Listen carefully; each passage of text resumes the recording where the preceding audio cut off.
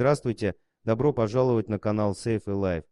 Когда к вам в дом в последний раз приходили сотрудники полиции? Вы наверняка думаете, что лучший ответ это слава богу, никогда. Эта невероятная история напомнит вам, что человек в форме это прежде всего человек, который поклялся защищать и оберегать своих сограждан. Обитатели жилого района в Риме позвонили в полицию, когда услышали, что из одной из квартир доносятся крики и плач. Соседи прекрасно знали, что в квартире нет детей и что там живут пожилые супруги Жол и Мишель, поэтому, когда полицейские прибыли по вызову, они ожидали худшего, они были уверены, что пожилые люди в опасности. Каково же было их удивление, когда они обнаружили 94-летнего хозяина квартиры и его 89-летнюю супругу у телевизора в гостиной. Они смотрели новости и горько плакали, переживая за жертв террористических атак, за детей, с которыми жестоко обращаются в детских садах, за всех раненых, больных и обиженных на свете. Полицейские все же вызвали скорую,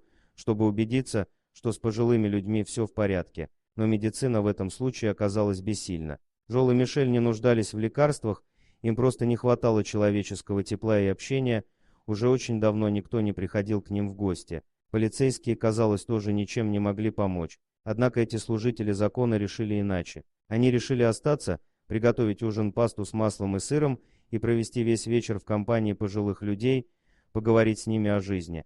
Трудно представить, что чувствовали эти забытые всеми старики, но это точно не был страх перед людьми в форме. Полицейские, казалось, не сделали ничего особенного, но своим поступком заставили весь мир улыбаться.